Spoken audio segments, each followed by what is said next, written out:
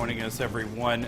Charges are upgraded on a Columbus man accused of trying to run someone over with his car. Now 54-year-old Danny Lewis is charged with attempted murder. Columbus police say Lewis got into an argument with another man on September 14th. When Lewis went to leave in his vehicle, investigators say he intentionally tried to run over the other man with his car at 4th Street and 15th Avenue South. Witnesses told officers the victim was dragged several feet by the vehicle. Lewis has been denied bond. The victim is in critical condition at a Jackson hospital.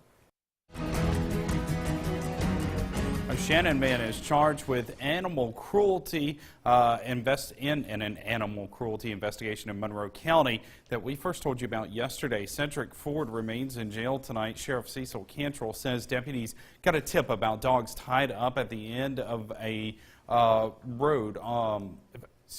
the end of a field on Conway Drive. When they arrived, deputies found 9 pit bulls tied up and a bait dog with no water and little food. Cantrell says dogfighting equipment along with needles and horse medicine to inject the dogs with to build muscles were also seized. There was also several bones of other dogs found at the property and several scars on the living dogs.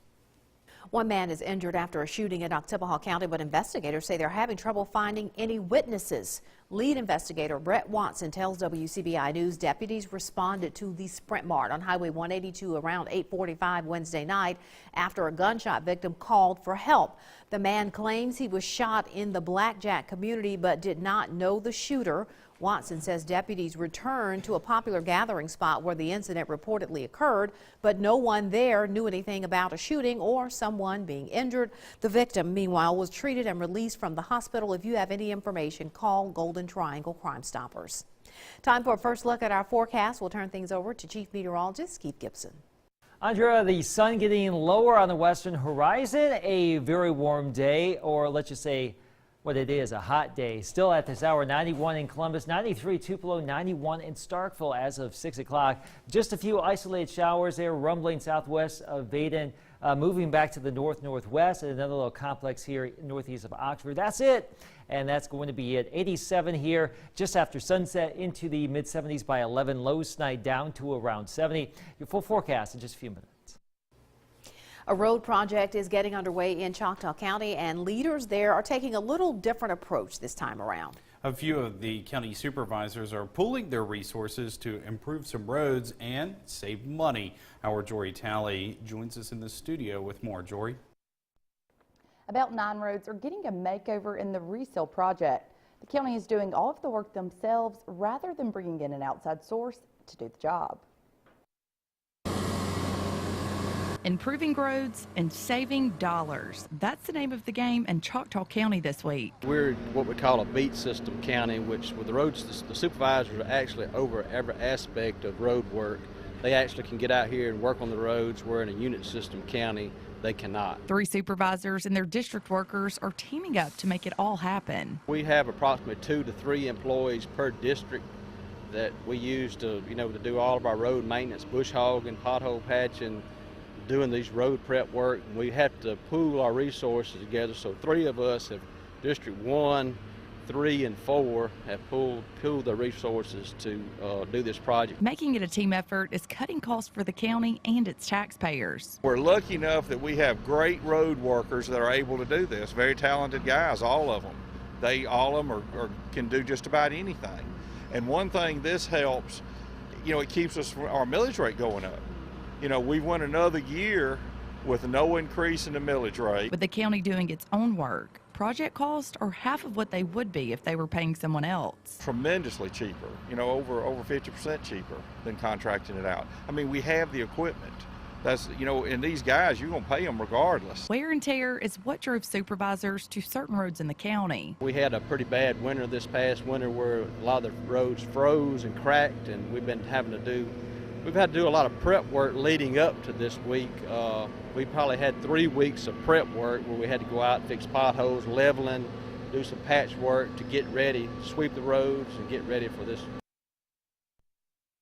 Those supervisors say they do this project each summer, including last year. The Mississippi Department of Education releases projected grade ratings for school districts. Numbers are released today, and they are unapproved, but shed light on what the final numbers will most likely be in October. A-rated school districts in our area are Boonville, Oxford, and Union County. There are 16 districts projected to be a B, including Lowndes, Monroe, and Webster counties, Amory, Houston, and Winona. 8 districts fall in the C category. Those include Starkville, Oktibbeha County Consolidated School District, West Point, Louisville, Aberdeen, and Calhoun County. Okolona and Chickasaw County are projected to be a D. The only F was Wcbi County. Some State Board of Education members complained there wasn't enough time to study the results, and there were some concerns about the results themselves. The unapproved numbers show more school districts would fall than would improve, even though test scores and high school graduation rates improved statewide. Well, once you leave college early, it can be very hard to go back to complete the courses for your degree. Well, now there's a new avenue to graduation with help, with plenty of support, that is, along the way. Mississippi State University introduced the Complete to Compete program in fall of 2017. It's designed to encourage people who've been out of school for several years to come back to finish. Students who return can choose any junior college or university in the state to complete their degree. Former C2C student Kelvin Gibson says going back to school was always important for him, as well as an obstacle. I would get a phone call from my mom weekly telling me how smart I was and I should make sure I finish, because you could be doing so many different things with a degree. I've always had good jobs and everything, but we all know that a degree can really put you in a position to elevate. So far, there have been roughly 1,500 applications from students interested in completing their degrees at Mississippi State. It's harvest season in Mississippi, and farmers across the state will be even busier the next couple of months. Hit or miss rain, summer heat, and even political pressure on farm markets have all been adding to uncertainty in this year's market. Blair Schaefer checks in with one group of farmers bringing in this fall's crops. She joins us in the studio with more. Vardaman, Mississippi is known as the sweet potato capital of the world. Last year, crop brought in over $100 million to the state's economy. Even though harvest has started, many farmers aren't sure what this year will bring. Sweet potato farmers in Vardaman are working from sunup to sundown just to make ends meet. With over 2,800 acres to dig and less than 2 months to do it, they are constantly trying to fill customer orders. They're producing between 300 and 400 bushels per acre. While that may sound like a lot, Alexander Farms owner Kenneth Alexander says that's down about 100 bushels per acre. This year we're running a little behind on yields, not quite as good, and the quality is not quite as good this year so far. But it's early. It could change. One thing that has already changed is the weather, a few states away. Hurricane Florence not only pounded North Carolina's coastline, it also flooded much of the state's sweet potato fields right at harvest season. That's having a ripple effect here in North Mississippi. Our phone is ringing. We're having new customers calling, asking for product. We're being optimistic about it. Alexander Farms has over 200 employees. Right now, most of them are working 13-hour days in the fields. Those long hours are paying off in business stability as well as adapting to supply and demand. Alexander Farms has also expanded its presence in the market by buying Pinnock produce. We do casseroles, French fries, cookies, potato chips. We ship all over North America into Canada. That market is continually growing with new items coming out every year. We look for that to continue to grow. By the end of November, Alexander Farms will have stored around 45 million pounds of sweet potatoes. Yummy. I love sweet potatoes. I do too. That's a All lot right. of taters. Florence has moved on, but folks in North Carolina are still feeling the effects. We have an exclusive report from Wilmington when we come back.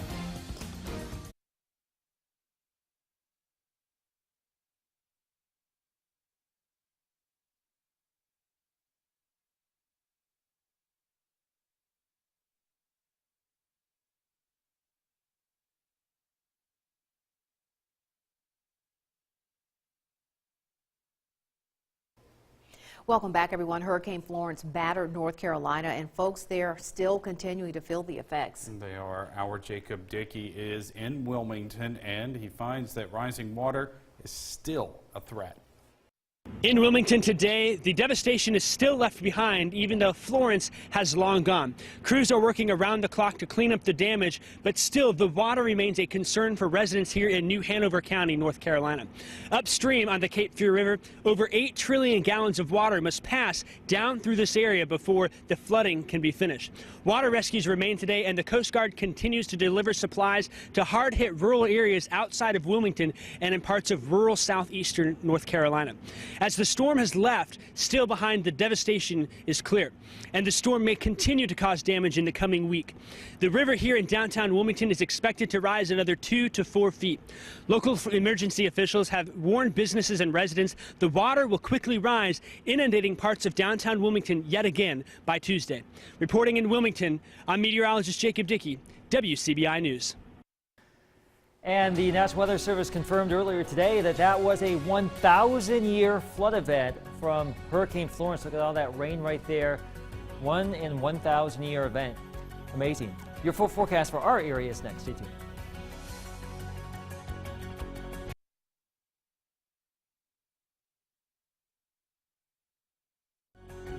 Your First Alert forecast with Chief Meteorologist Keith Gibson. 6:17 on our Thursday evening. We just have a few isolated showers out there. These will be going away. I want to zoom on down to southeastern Winston County. I ventured down to Nanawaya today. Look at this. I was venturing to the 7th and 8th grade students there. Mrs. Rogers' class, the talented and gifted students right here. We talked about weather, how we put the forecast together. Had a great time and just enjoyed the conversation about weather and all things that involve weather forecasting. So thanks for having me down there earlier today. Very hot. I blasted the AC all the way down to Winston County, and look at these friendly clouds that were bubbling on up downtown Louisville, Mississippi there in Winston County earlier today. But well up to our north here from Minnesota through Iowa and down into Nebraska and Kansas, a line of very strong and severe storms, wind, hail, maybe even a few isolated tornadoes up there this evening. But that won't affect us. We are watching the front, though, and some moisture to our southwest. That will give us some higher rain odds as we go throughout the next couple of days. But Futurecast being pretty aggressive with these isolated showers tonight. I don't really think that will happen. Can't rule out a few showers and storms around our region tomorrow. We're just going to go with a 30% chance. We're cautiously optimistic for the high school football games tomorrow evening. Now, as we get into your Saturday, a slightly better opportunity for some storms, especially along and northwest of the Natchez Trace. Farther southeast, maybe not as wet, but not everyone is guaranteed rain tomorrow or this weekend or even any of these days next week, but at least the opportunity is there. A big bullseye for some heavier rain just off toward northwest here as we go throughout the course of the weekend. Arkansas, the bullseye, parts of Oklahoma, and that's where that frontal boundary is going to be hanging on up. So if that sags a little bit more to the southeast, our rain chances could go up. We'll watch it though. 90 in Columbus right now, 93 in Tupelo. These cows earlier today, nowhere to go on a hot summer day. There's the big tree, there's the sun, there's the shade, and notice where they are at underneath that tree. That's where we need to be on these warm days, or in the AC like we can. 70 degrees or 71 or 72 tonight, mainly clear, nice and quiet, and back up into the low 90s tomorrow. Not as hot, but still warm for this time of year. A lot of low 90s out there. The heat index could still flirt with the century mark here for our Friday afternoon, but it won't be as hot going into the weekend, into next week because of the rain chances. We'll just see how things evolve. Again, not everyone is guaranteed rain every day here, but something is possible. 92 tomorrow, 89 Saturday, 86 on Sunday, and then some 80s for next week. The Bulldogs and the Rebels both getting ready for week 4 of the season. Both teams talk this week's preparation coming up next in sports. WCBI First Alert Weather School is brought to you by Emerson Animal Hospital in West Point.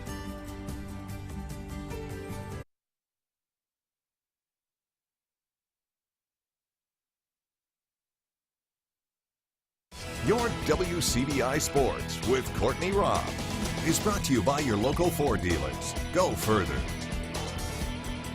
Early this morning, Mississippi State track and field head coach Steve Dudley announced his resignation from the program. He spent the past 8 years serving as the Bulldogs head coach. Dudley said his decision came due to personal reasons, but those reasons have not been specified. Shortly after, Athletic Director John Cohen named Chris Woods as the interim head coach. Woods has been serving as an assistant coach for the Bulldogs since 2013. After graduating from Mississippi State in 2008, Woods served as the head coach at Claflin University before returning to Starkville. On Saturday, Jamal Peters went down with an injury, and then on Monday, Coach Joe Moorhead announced that Peters would be out for the SEC opener. Peters now remains week to week for the lower body injury, but as the Bulldogs prepare to head to Kentucky, expect to see some younger corners filling in for him. No, I thought they did a good job. Coach Buck does a good job, during the course of the week, getting those guys work at field and boundary corner, and at the end of the day, there's just you got to know the call, and it's several different techniques. You're cloud, you're press man, and you're an off corner or you're an off third, and I think and they did a good job of run support too. So I think it's not just the guys that had to replace Jamal because of the injury, but because it was one of the games we had earmarked to get a bunch of the young guys in. I thought because of the nature of the game and the score, it was good to see those young corners get in and a bunch of guys across the board get in and get some playing time. After a taxing loss to Alabama at home, the question now for Ole Miss is how does the team come back from it? As the Rebels prepare for yet another home game, they're moving on and using that loss as inspiration for a 3-1 record. I think you use it as motivation. I mean, they're all competitors, and they all want to win. So I think the important thing is to come together and make sure we stick together as a team. We block out the outside noise, and you move forward. College football is a week-to-week game, and what's important now is that we get ready for this Saturday, and that's what we're doing. Just have to learn from the mistakes that we made, come out and fix it the next week.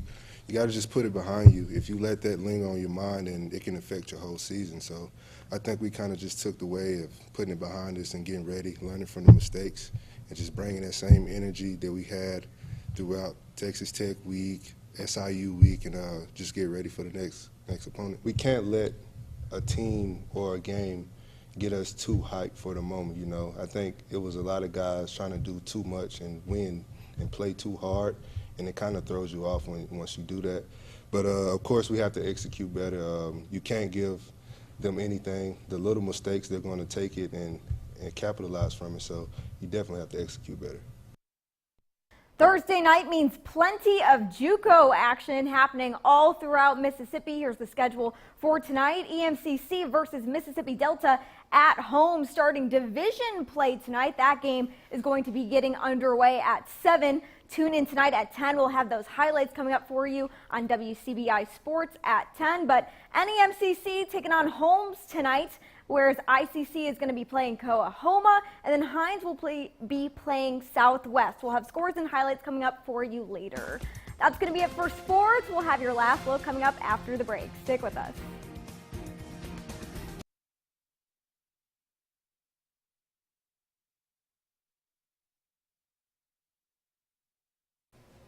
Another look at our Alpha Insurance Camera Network. The sun about ready to set, but it is still hot. If you look on the western horizon this evening, you will see a big bright star. That's not a star, it's actually the planet Venus shining very bright this evening. So look for that on this great but warm evening. A few showers and storms possible tomorrow into the weekend and next week. There you have it. You've been asking for some rain, I'm sure, and at least we have the chance coming our way. At least, and I see a 68 on there. That's something to look forward to. Something's better than nothing. One has been this one was 98. You're both wearing great ties tonight, by the way. Thank you.